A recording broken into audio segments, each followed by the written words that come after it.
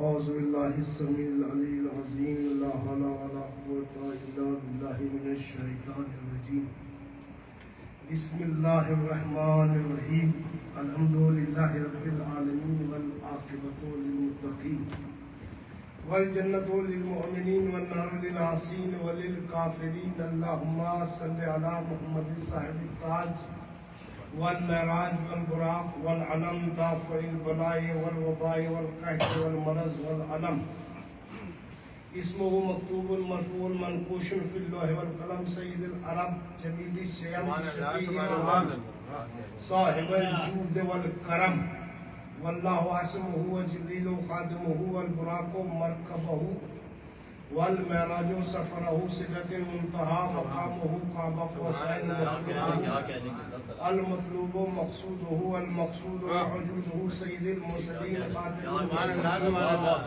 شفيع المذنبين أنيس الغرابين رحمة للعالمين مراد المشتاقين شمس العارفين سراج الصالحين مصباح المحب الفقراء والمساكين سید الثقلین نبی الحرمین امام القبلتین وسیلتنا جد الحسن والحسین ابی القاسم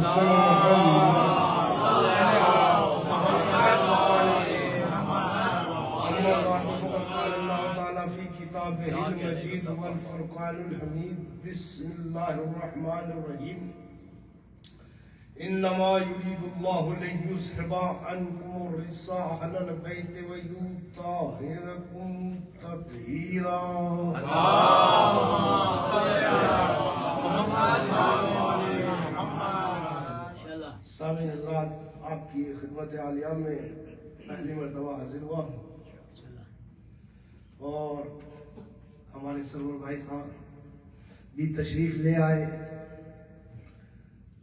یعنی میں نے تو خیال بھی نہیں کیا تھا، لیکن جب پروردگار عالم انسانوں کو ملانا چاہتا ہے تو وسیلے بنا دیتا ہے.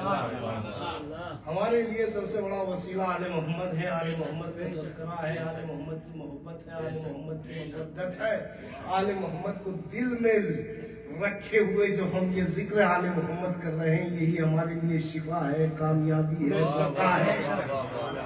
تو عزیزان محترم، میں عرض یہ کر رہا ہوں کہ یہ پروردگار عالم نے جو ہمارا رشتہ شیان حیدر کرار کا محب اہل بیت کا رکھا ہے، بڑا گہرا رشتہ ہے. کچھ رشتے ایسے رہے ہیں نبیوں تک کے جنہیں اللہ نے یہاں چھڑوا دیا ہے، لیکن شیعت کا رشتہ وہ ہے جو وہاں بھی رہے گا، یہاں بھی رہے گا.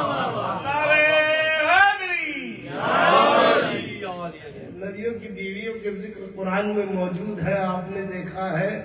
اسی لیے کسی نے سوال کیا تھا کس سے؟ زید بن ارقم سے. صحابی رسول ہے، اللہ کے رسول کا صحابی ہے اور بہترین صحابی ہے.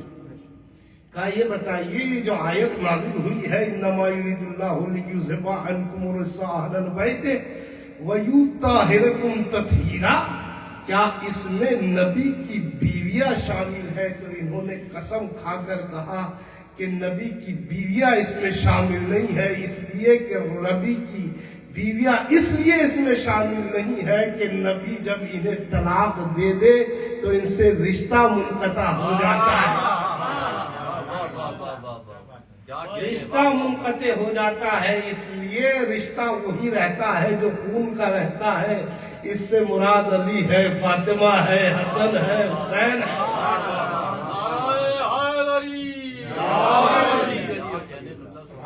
اللہ عالم آپ کو سلامت رکھے. دیکھیے अज़ीज़ान मोहतरम, ये जो मजहब शिया इस्ना अशरी है, परवरदिगार आलम ने इस मजहब को भी पाक बनाया है, क्योंकि इस मजहब का पाक होना इसलिए जरूरी है कि इस पाक मजहब के जिम्मेदार पाक अहले बैत हैं। तो अल्लाह ने जिस मजहब को पाक बनाया, जिसके हादियों को पाक बनाया, मुताहिर बनाया, ताहिर बनाया, वो वहदहुल्ला शरीक, वो खल्लाक के कायनात के कैसे पसंद कर सकता है कि इमाम और मासूम तो ताहिर हो, मजहब ताहिर ना हो।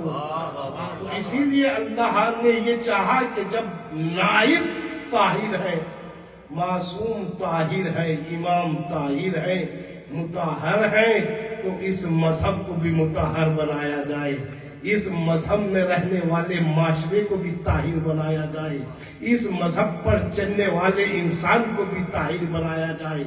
इसीलिए अल्लाह ने मुख्तलिफ किस्म का पानी रखा ताकि इस मजहब का मानने वाला, शियान हैदर कर्रार का इत्तबा करने वाला, पैरवी करने वाला अपने आप को पाक कर ले। इसीलिए अल्लाह ने मुख्तलिफ किस्म का पानी रखा। अगर काफिर है तो उसके लिए जरूरी है कलमा तौहीद से लेकर रिसालत से लेके विलायत तक पढ़े। किसी ने पूछा था या रसूल अल्लाह, या नबी अल्लाह ये बताइए, किसी ने पूछा था कि या नबी अल्लाह ये बताइए कि कलमा कैसे पाक करता है? कहा कि कलमा काफिर को पाक करता है। क्यों? इसलिए पाक करता है, इसीलिए अल्लाह ने कहा। अच्छा, इसकी दलील कहा कि देखो 3 शर्तें हैं। कलमे को जब आप पढ़ो तो ला इलाहा इल्लल्लाह कहते हो तो तुम तौहीद जैसे हो जाते हो, यानी तौहीद के मानने के लायक हो जाते हो।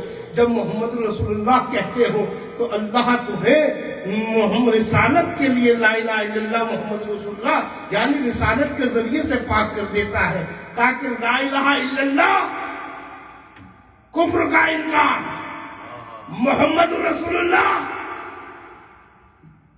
मुशरिक का इनकार, अली वलीउल्लाह का मुनाफिक का इनकार।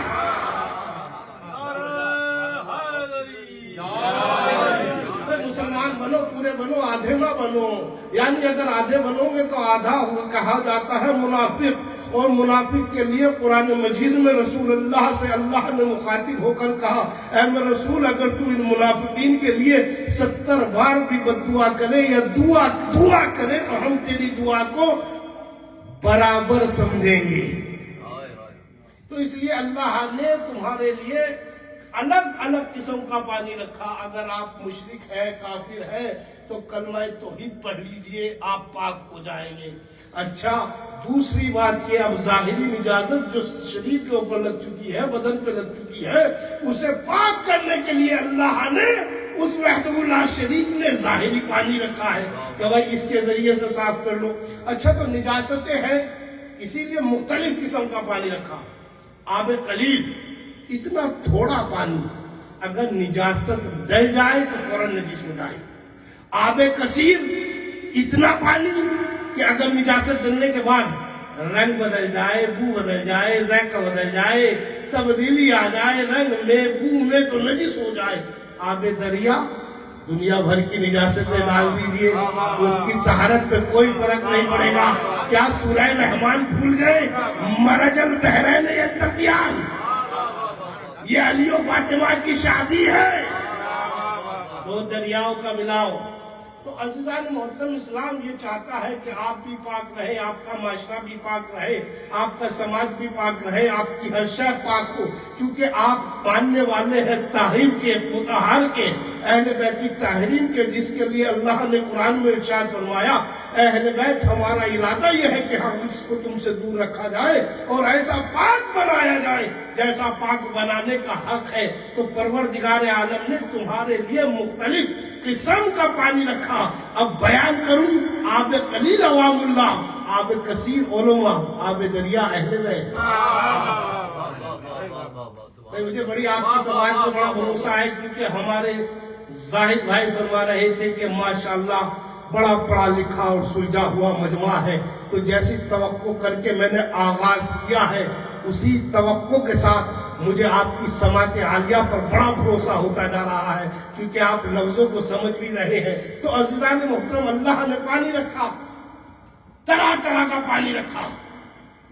ٹھیک، تو اللہ یہ چاہتا ہے کہ تم پاک ہو جاؤ، تمہارا معاشرہ پاک ہو جائے، تمہاری گفتار بھی پاک ہو، بولنے کا لہجہ بھی نرم ہو، بہترین لہجہ ہو۔ اسی لیے پروردگار عالم نے تمہارے لیے پانی ظاہری رکھا اور ولایت کو باطنی رکھا، کیونکہ پانی ختم ہونے پر آپ عذر پیش کر سکتے ہیں۔ پانی کے ختم ہونے پر عذر پیش کر سکتے ہوں کہ پروردگار کیا کرے، پانی نہیں تھا، لیکن یہ ولایت وہ ہے جس کو پانی کی محتاج نہیں۔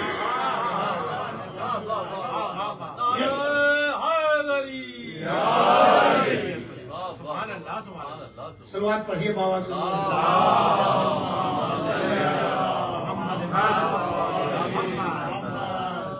تو اسی لیے اچھا پھر آیت کا ترجمہ کیجئے، قرآن کیا کہہ رہا ہے؟ انما یرید اللہ لیذھب عنکم الرجس اہل البیت، اے اہل بیت، اللہ کا یہ ارادہ ہے کہ ہر رجس کو تم سے دور رکھا جائے۔ انسانی ذہن ہے، انسانی فکریں ہیں، انسانی خیالات ہیں، انسانی تدبر ہے، انسانی سوچ ہے، انسانی ذہن ہے۔ انسان یہ سوچ سکتا ہے کہ اس آیت کا جو ترجمہ یہ ہے کہ اہل بیت اللہ کا یہ ارادہ ہے کہ ہر رجس کو تم سے دور رکھا جائے۔ نعوذ باللہ، انسان کے ذہن میں یہ خیال آ سکتا ہے کہ آج جو اللہ اعلان کر رہا ہے کہ نعوذ باللہ پہلے اہل بیت میں کوئی ایسی شے ہوگی جس کا اعلان آج کر رہا ہے، تو اسی بات کو واضح کرنے کے لیے اللہ نے قرآن میں بڑی بڑی دلیلیں بیان کی ہیں۔ قرآن پڑھیے، سورہ بقرہ میں ارشاد فرمایا وَلَهُ الدِّينُ، پروردگار عالم نے ارشاد فرمایا وَلَهُمْ فِيهَا أَزْوَاجٌ مُطَهِّرَةٌ هُمْ فِيهَا خَالِدُونَ، اللہ جنت میں مومن مردوں کو پاک کی ہوئی حوریں عطا کرے گا۔ تو بھائی جنت میں کہاں سے نجاست آ گئی؟ بھائی توجہ ہے نا؟ پھر اچھا وَلَهُمْ، پھر توجہ فرمائیے، اللہ جنت میں مومن مردوں کو پاک کی ہوئی حوریں عطا کرے گا۔ یتلو علیکم صحفا مطہرہ، نبی اس لیے آتے ہیں تاکہ تمہیں پاک کی ہوئی کتابیں سنائیں۔ تو بھائی کتابوں میں کہاں سے نجاست آ گئی؟ نبی اس لیے آتے ہیں تاکہ تمہیں، یعنی کیا کتابوں کو پہلے پاک کیا گیا جو اب سنائی جا رہی ہے؟ انسانی ذہن ہے، خیال آ سکتا ہے کہ نعوذ باللہ اہل بیت میں پہلے کوئی نجاست تھی جو اعلان کر رہا ہے۔ بھائی یہ آیت قبول نہیں ہے تو پھر آیت سنیں، قرآن نے آواز دی، یا قرآن نے آواز دی، اسماعیل ابراہیم اسماعیل طہرا بیتی للطائفین والعاکفین رکع السجود، اے ابراہیم، اے اسماعیل، کعبے کو پاک کرو اعتکاف کرنے والوں کے لیے، رکوع کرنے والوں کے لیے۔ کعبہ بنایا ہے دو معصوم نبیوں نے، باپ بھی معصوم، بیٹا بھی معصوم، تو کعبے میں کہاں سے نجاست آ گئی؟ دونوں معصوم ہیں، کعبہ بھی معصوم ہے اور ابراہیم بھی معصوم ہے، اسماعیل بھی معصوم ہے، تو کعبے میں کہاں سے نجاست آ سکتی ہے؟ ابراہیم بنا رہے ہیں، جبرائیل پتھر لا کر دے رہے ہیں، اور اسماعیل گارہ پکوا رہے ہیں۔ بنایا معصوم نبیوں نے نہیں، جملہ سماعت فرمایا، دو معصوم نبیوں نے کعبہ بنایا، دو معصوم نبیوں نے کعبہ بنایا۔ تو بھائی کعبے میں کہاں سے نجاست آ گئی؟ اچھا یہ بھی آیت قبول نہیں ہے تو دنیا میں تکبیر، یہ جو کہتے ہیں نا اللہ اکبر، تکبیرہ، بھائی اس تکبیرہ کے معنی کیا ہے؟ اس تکبیر کے معنی ہے چھوٹی چیز کو بڑی بنانا۔ آپ نے اللہ اکبر کہا، کیا اللہ چھوٹا تھا؟ آپ کے اللہ اکبر کہنے سے بڑا ہو گیا؟ بھئی اللہ چھوٹا تھا جو آپ نے اللہ اکبر کہا اور اللہ بڑا بن گیا؟ نہیں، وہ کل بھی بڑا تھا، آج بھی بڑا ہے، وہ کل بھی یہی تھا، آج بھی یہی ہے، وہ کل بھی کل شیء قدیر تھا، آج بھی کل شیء قدیر ہے، وہ کل بھی زندگی دیتا تھا، وہ کل بھی موت دیتا تھا، آج بھی دیتا ہے، تو وہ کل بھی بڑا تھا، آج بھی بڑا ہے۔ آپ نے ترجمہ کر دیا تکبیرہ کا، اللہ اکبر کا، کہ بڑا بنانا۔ تو بھائی کہا نہیں مولانا، یہاں مطلب اور ہے۔ نے کہا بھائی مطلب کیا ہے؟ کہا یہاں ہے تکبیرہ کا مطلب ہے اللہ کی بڑائی کا اعلان. تو میں نے کہا مسئلہ حل ہو گیا. یوں طاہرکم تطہیرہ کا مطلب ہے اہل بیت کی طہارت کا اعلان.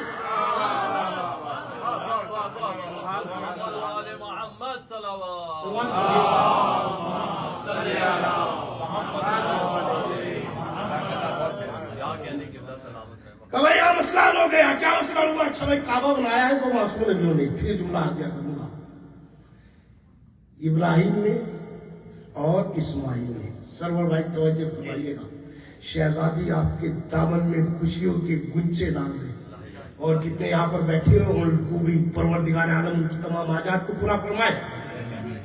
اور یہی عزا خانہ ہمیشہ ایسے ہی تا روز محشر تک، کیونکہ یہ وہ عبادت گاہیں ہیں جو توڑی نہیں جائیں گی، یہ اٹھائی جائیں گی.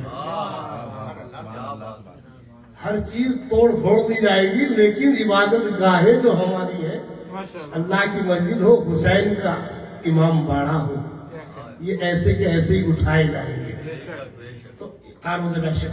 تو اب عزیزان محترم، ابراہیم کعبہ تم نے بنایا ہے، اسماعیل کعبہ تم نے بنایا ہے، تمہاری ذمہ داری ہے تم اس کو پاک رکھو، تم اس کو طاہر رکھو، تم اس کو مطہر رکھو، تم اس کا خیال رکھو، تم اس میں نجاست کو آنے نہ دو. بھائی ایمانداری سے بتائیے، ابراہیم کے جانے کے بعد کعبے میں 365 بت آئے کہ نہیں؟ اللہ تو مناتو حبول عزا بڑے بڑے آئے ہیں کہ نہیں؟ پروردگار عالم نے ذمہ داری کسے دی؟ ابراہیم کو، اسماعیل کو. ابراہیم اسماعیل طہر بیتی للطائفین والعاکفین رکع السجود. ابراہیم تمہاری ذمہ داری ہے کعبے کو پاک رکھو، اعتکاف کرنے والوں کے لیے، رکوع کرنے والوں کے لیے، سجدہ کرنے والوں کے لیے. تو بھائی ابراہیم اسماعیل کی ذمہ داری جب تک ہے، جب تک ابراہیم زندہ ہے. ابراہیم کے بعد ابراہیم کی ذمہ داری نہیں ہے. تو یوں تجنما یرید اللہ ہو، اللہ کا ارادہ ہے اہل بیت تمہیں پاک رکھے. اہل بیت جب تک پاک رہیں گے جب تک اللہ.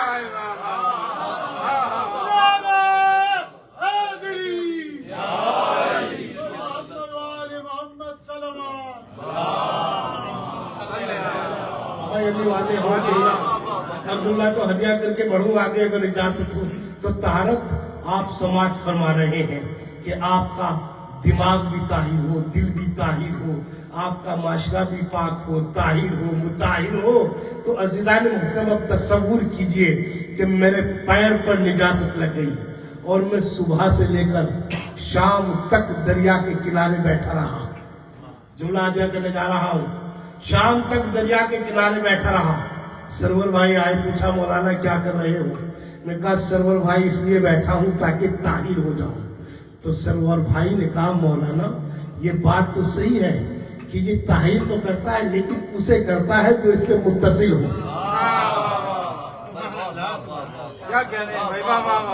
اب جملہ ہدیہ کر دوں، اگر سمجھدار مجمع ہے تو اس جملے کو رائے گا نہیں جانے دے گا. کہا مولانا چاہے آپ دریا کے پاس لیٹے چاہے بیٹھے، دریا پاک نہیں کرے گا جب تک دریا سے متصل نہ ہو. تو اتنی بات تو طے ہو گئی کہ دریا کے پاس بیٹھنا پاک نہیں کرتا.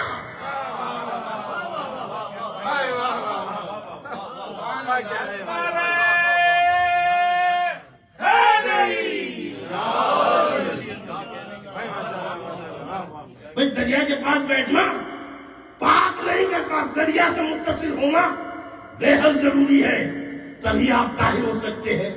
اچھا یہ رسول ہے، طہا ہے، یاسین ہے، مزمل ہے، مدثر ہے، اللہ کا حبیب ہے، ٹھیک ہے، لیکن اس کے پاس تو کافر بھی آتے تھے، منافق بھی آتے تھے. اور میں نے روایات میں پڑھا ہے کہ نبی اللہ اپنی ردا بچھا دیا کرتے تھے، چاہے وہ یہودی ہو، کافر ہو، منافق ہو، غیرہ ہو، غیرہ ہو، اور اس کو مصافہ بھی ملایا کرتے تھے. مصافہ ملانے کے بعد بٹھایا کرتے تھے. رسول ہے، اخلاق تو پیش کرنا ہے. اب آ رہا ہے کافر تو عزت تو دیں گے. بھائی رسول کی کیا یہ حدیث نہیں ہے کہ کافر کو بھی کافر نہ کہو، نہ جانے کب ایمان لے آئے؟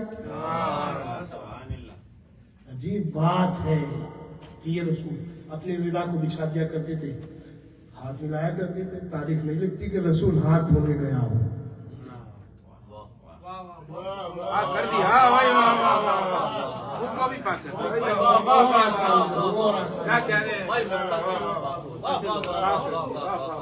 یہ تو وہ ہے جو دوسروں کو طاہر کرے. ایک روایت سن لیجیے, ذہن میں آ گئی تو سنا دوں. ایک روز اما عائشہ سے روایت ہے, امت کی ماں ہے, وہ الگ بات ہے, امت کی ماں ہے. یہ روایت کرتی ہے کہ میں نے دیکھا, جملہ سنا میرے مولائی, اور توجہ, پوری توجہ چاہوں گا آپ کی, اور مجھے داد بھی چاہیے جملے پر آپ کی. اما عائشہ فرماتی ہیں, بخاری میں بھی ہے, ترمذی میں بھی ہے, مشکات میں بھی, بہت ساری کتابوں میں یہ روایت لکھی گئی ہے. اما عائشہ فرماتی ہیں رسول اللہ بولے رات کو اٹھے اور اٹھنے کے بعد مصلی پر گئے اور عبادت الہی میں مشغول ہو گئے. عائشہ فرماتی ہے میں نے کہا یا رسول اللہ وضو تو کر لیتے. اپنے نبی کا جواب سنو اور مجھے داد سے نواز دو. کہا یا نبی اللہ وضو تو کر لیتے. نبی نے, عائشہ فرماتی ہے کہ نبی نے مجھے غور سے دیکھا اور اوپر سے نیچے دیکھنے کے بعد کہا عائشہ میں تم جیسا کوئی ہوں.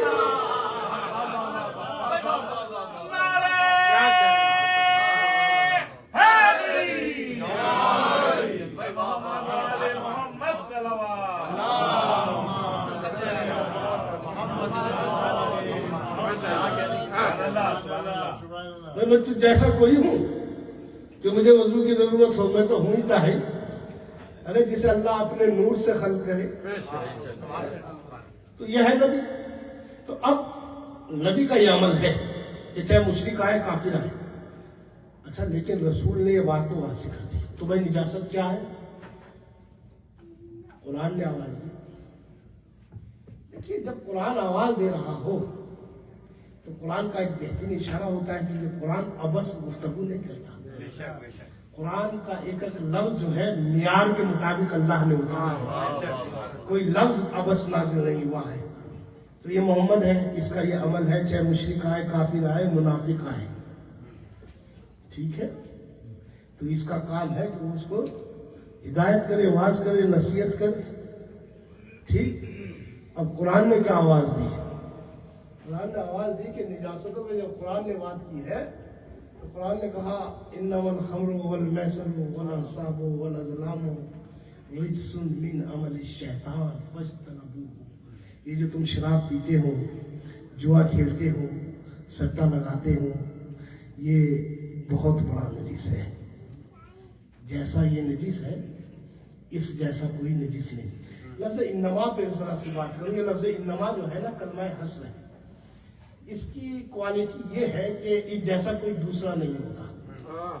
جیسا یہ ہے ایسا کوئی دوسرا نہیں ہے. جیسا یہ ایسا کوئی. تو انما ایک لوک ہے جو اس کے دائرے کے اندر ہے, جتنا بڑا یہ ہے. اب قرآن نے کیا آواز دی؟ انما الخمر والمیسر والانصاب رجس من عمل الشیطان. جتنا بڑا نجس اللہ کی نظر میں یہ جوا ہے, سٹا ہے, یہ شراب ہے, اس سے بڑا کوئی نجس نہیں. جیسا یہ نجس ایسا کوئی نجس نہیں. اب قرآن نے آواز دی انما المشرکون نجس. جیسا مشرک نجس ایسا کوئی نجس نہیں ہے.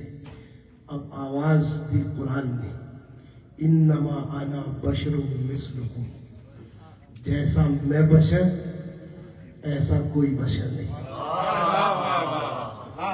یعنی انما جیسا یہ نہیں, دوسرا نہیں. یعنی محمد بتانا یہ چاہ رہے ہیں, قرآن میں اللہ محمد کے بارے میں بتانا یہ چاہ رہا ہے جیسا یہ بشر محمد ایسا کوئی بشر نہیں ہے.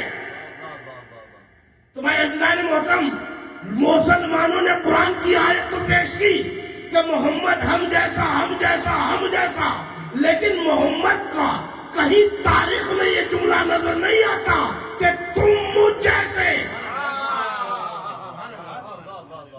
یہ لفظ نظر نہیں آتا کہ تم مجھ جیسے. آئیے کہاں کہتا ہے محمد کہ تم مجھ جیسے؟ ایک روز علی کے شانے پر ہاتھ رکھ کے کہا یا علی لحم کا لحمی، یا علی دم کا دمی، یا علی نفس کا نفسی، یا علی حسدوں کا حسدی، یا علی بغضوں کا بغضی، یا علی مثلی و مثلوں کا، اے علی تم جیسا میں تجھ جیسا۔ کیا وہ واقعہ بھول گئے جب سب کو مسجد نبوی میں ایک دوسرے کا بھائی بنایا اور علی ایک کونے میں بیٹھ کے رونے لگے؟ کسی نے پوچھا کیوں رو رہے ہو؟ کہا کہ آپ نے سلمان کو ابو ذر کا اور فلاں کو فلاں کا اور فلاں کو فلاں کا بھائی بنا دیا، مجھے کسی کا نہیں بنایا۔ تو شاید رسول نے کہا علی تجھ جیسا کوئی ہو تو صحیح، اگر تجھ جیسا ہو تو بناؤ، تجھ جیسا میں ہوں اور مجھ جیسا تو، اس لیے تو میرا بھائی ہے۔ یا علی تو میرا بھائی ہے دنیا میں بھی اور آخرت میں بھی۔ تو انما سمجھ میں آیا کلمہ حسب جیسا یہ، اس جیسا کوئی دوسرا نجس نہیں ہے۔ توجہ فرمائیے گا میرے مولائیوں، ٹھیک؟ انما جیسا یہ نجس ایسا کوئی نجس نہیں۔ انما ولیکم اللہ ورسولہ، جیسا تمہارا ولی اللہ اور اس کا رسول اور اس کا ولی،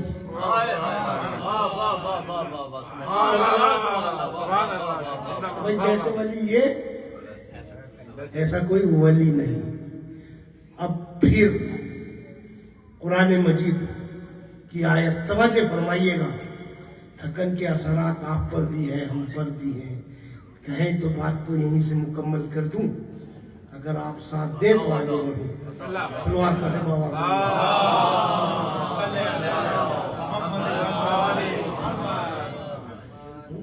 کہا کہ انما جو ہے کلمہ حسر ہے جیسا یہ جیسا کوئی دوسرا نہیں ہے۔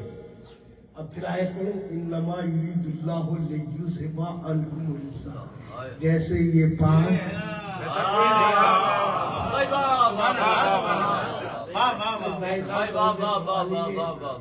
جیسے یہ پاک ایسا کوئی پاک نہیں۔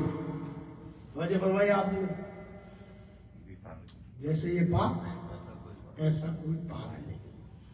اب رجس ہے، ہم نے رجس کو دور رکھا، تم سے آل محمد ہم نے رجس کو دور رکھا، نجاست کو دور رکھا۔ اب رجس کے معنی نجاست ہے۔ اب کیسے پتا چلے کہ کون کتنی بڑی نجاست ہے، کون کتنی چھوٹی نجاست ہے، اور کون کتنا بڑا پاک ہے اور کون کتنا بڑا نجس ہے؟ بھائی پیمانہ تو آپ کے پاس ہے اہل بیت، جو جتنا ان کے قریب اتنا بڑا پاک، بھائی کی قسم بڑی آسانی سے لے گئے، جو آل محمد کے جتنا قریب اتنا بڑا پاک، جو آل محمد سے جتنا دور اتنا بڑا نجس۔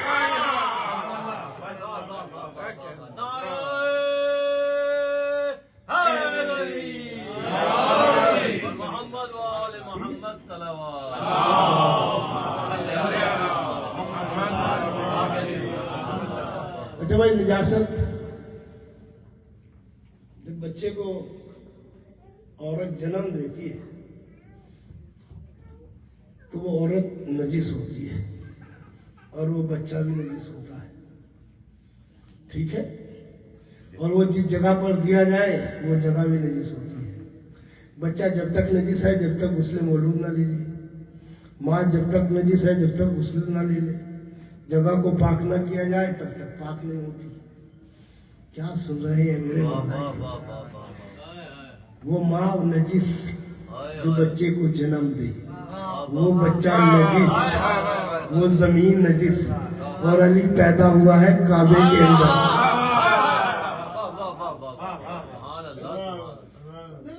آپ تعداد میں بھلے کم لیکن داد تو بہت دے سکتے ہو۔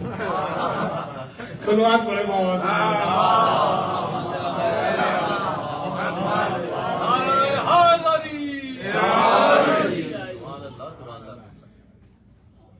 کیا بھئی وہ علی پیدا ہوئے ہیں، کیا ہے نجاست کے بارے میں کہ جہاں وہ جگہ نجس، وہ ماں نجس، وہ بچہ نجس، اور علی ہوئے ہیں پیدا کعبے کے اندر علی کی ولادت کے بعد جتنی بھی اسلامک ٹاپک پر کعبے کے متعلق یا آل محمد کے متعلق طہارت سے لے کر کتابیں لکھی گئی، چاہے وہ اہل سنت نے لکھی ہو، چاہے وہ دیوبندی نے لکھی ہو، چاہے وہ حنفیوں نے لکھی ہو، چاہے وہ مالکی نے لکھی ہو، چاہے وہ شافعی نے لکھی ہو، چاہے وہ سلفی نے لکھی ہو، چاہے وہ صوفی نے لکھی ہو، لیکن عزیزان محترم کتابیں بہت لکھی، لیکن کسی نے یہ نہیں لکھا کہ علی کی ولادت کے بعد کعبے کو پاک کیا گیا ہو۔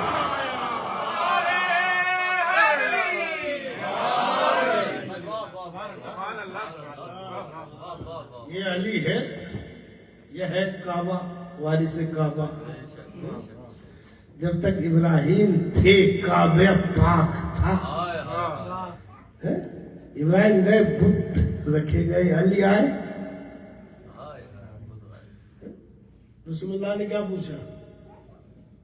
فاطمہ بنت اسد سے یہ پوچھا، چچی جان بلکہ والدہ کہا کرتی تھی، کہا کہ بچہ تو ٹھیک ہے لیکن جب سے پیدا ہوا ہے اس نے آنکھیں نہیں کھولی۔ کہا اچھا، کہا لائیے میری آغوش میں دے دیجیے۔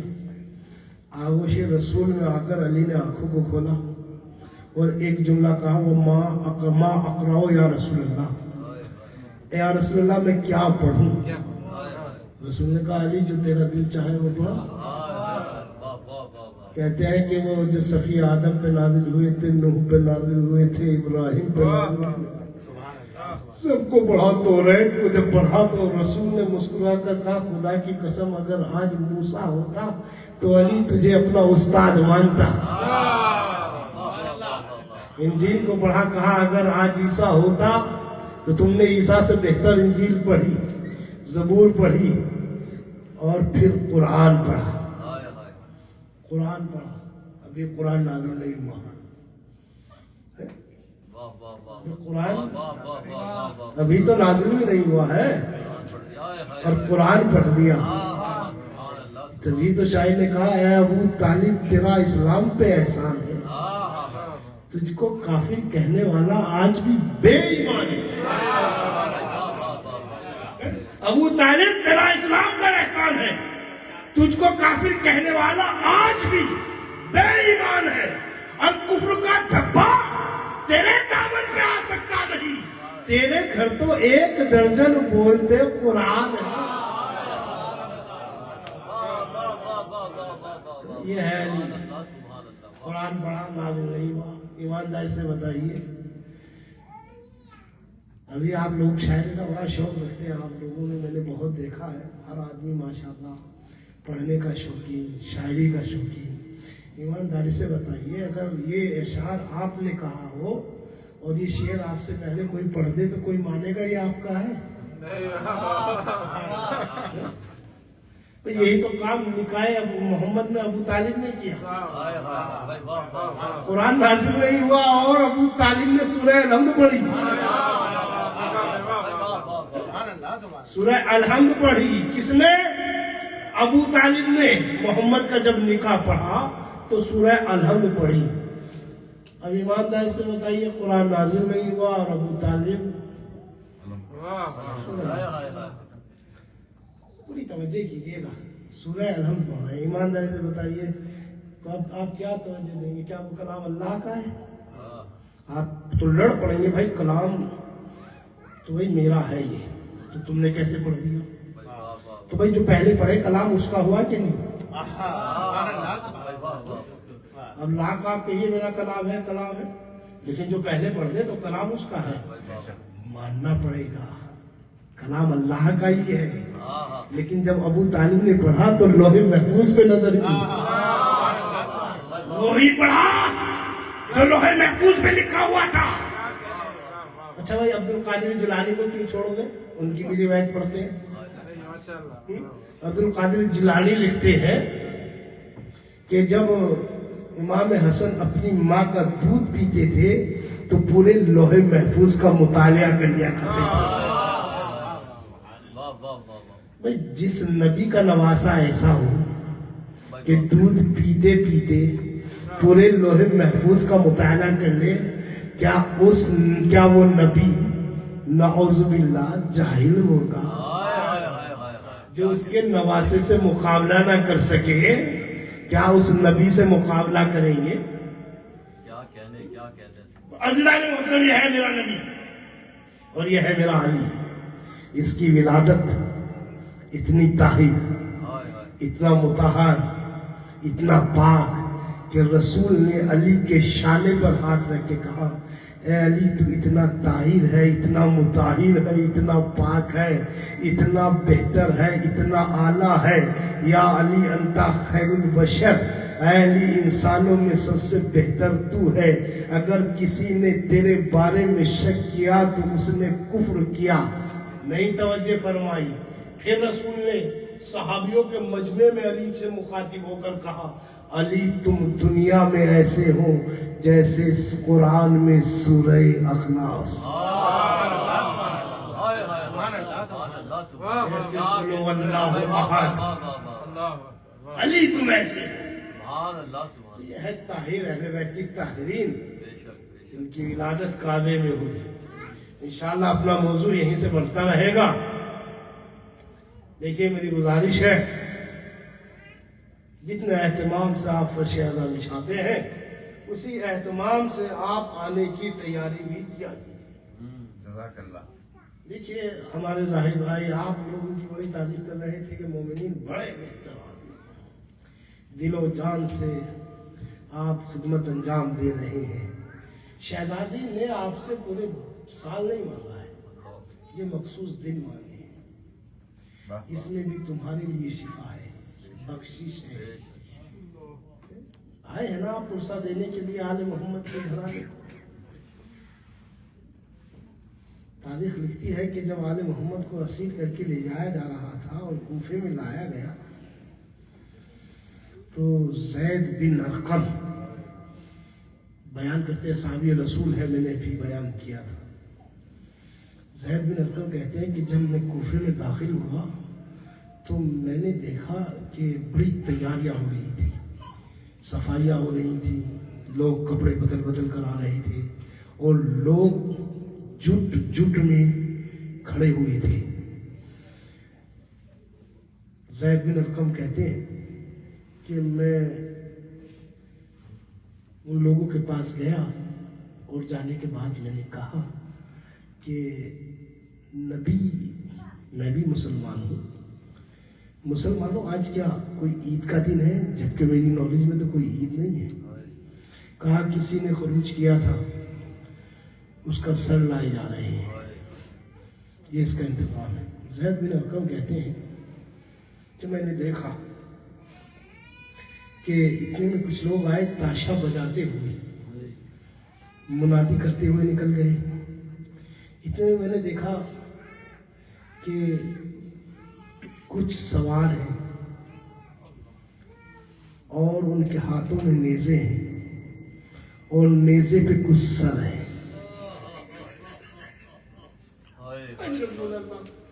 خدا کی قسم اس فرش عذاب پر بیٹھ کے یہ سوچ کے رویا کرو، کیونکہ تمہارے 40 قطرے خون سے ایک آنسو بنتا ہے اور وہ آنسو شہزادی کے لیے باعث تسکین ہوتا ہے۔ اگر رونے میں کمی کریں گے تو نہ معلوم شہزادی تمہارا دامن پکڑ کے یہ نہ کہیں کہ یہ بتا میرے حسین کا کون سا ظلم ایسا تھا جس پہ تجھے رونا نہ آیا۔ زید بن ارقم کہتے ہیں کہ میں آگے بڑھا، میں نے دیکھا کہ ایک شخص لاغر، ہاتھوں میں ہتھکڑی، پیروں میں بیڑیا، کمر پہ خاردار لنگر، گلے میں توپ، سواری پہ بیٹھا ہوا لے جایا جا رہا تھا۔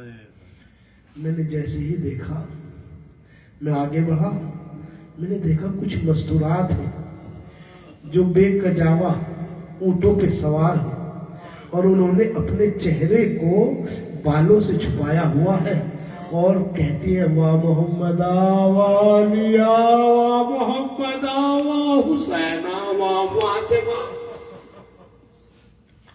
زید بن ارقم کہتے ہیں کہ میں عجیب افسوس میں پڑ گیا جب میں نے نوحہ اور بین کرتے ہوئے بیویوں کو دیکھا. تو جب میں عجیب اس میں پڑا تو میں سوچا کہ جب کسی پہ ظلم ہوتا ہے یا کسی کو اسیر کر کے لایا جاتا ہے تو وہ اپنے گھر والوں کے نام لے لے کر گریا کرتا ہے, لیکن نہ معلوم یہ بیویاں کون سی ہیں کہ ظلم ان پر ہوا ہے, نام محمد کے گھرانے کا لے رہی ہے, کبھی محمد کو پکارتی ہے, کبھی فاطمہ کو پکارتی ہے, ارے کبھی حسن کو پکارتی ہے, کبھی کہتی ہے واہ حسینہ. کا میرے دل میں شوق پیدا ہوا, میں تیزی سے چلا, اس سوار کے قریب آیا جس کے ہاتھوں میں ہتھکڑیاں تھی, پیروں میں بیڑیاں تھی. میں نے آ کر کہا السلام علیکم یا ایھا الاسیر, اے تم پر سلام ہو. کہا اس شخص نے میرے سلام کا جواب دیا اور جواب دینے کے بعد کہنے لگا انما یرید اللہ لیذھب عنکم الرجس اہل البیت ویطہرکم تطہیرا. کہا کہ پھر میں نے اس سے سوال کیا کہ آپ کون ہیں, پھر فوراً اس نے آیت پڑھی انما ولیکم اللہ ولیکم اللہ. جیسے اس نے اس آیت کو پڑھا میں نے کہا یہ آیت تو آل محمد کے گھرانے میں نازل ہوئی ہے, اے بھائی تو کیوں اس آیت کو پڑھ رہا ہے؟ کہا اتنے میں پھر اس نے آیت پڑھی کلا سلکم علیہ اجرا للمودۃ فی القربى. بس میں نے فوراً اس شخص کے آگے ہاتھوں کو جوڑ کر کھڑا ہو گیا اور ہونے کے بعد کہا اے شخص یہ بتا دے یہ جتنی بھی آیتیں تو نے پڑھی ہے یہ تو پیغمبر کے گھرانے پر نازل ہوئی ہے, ارے پیغمبر کے گھرانے پر نازل ہوئی ہے. اے بھائی اتنا بتا دے تو ان کی آیتیں پڑھ پڑھ کر کیوں سنا رہا ہے؟ کہا کہ تو جانتا ہے اس گھرانے کو؟ کہا میں صحابی رسول ہوں. کہا کہ اچھا یہ بتا اس گھرانے میں کون زندہ ہے؟ کہا اس گھرانے میں حسین زندہ ہے, حسین کا بیٹا زین العابدین زندہ ہے.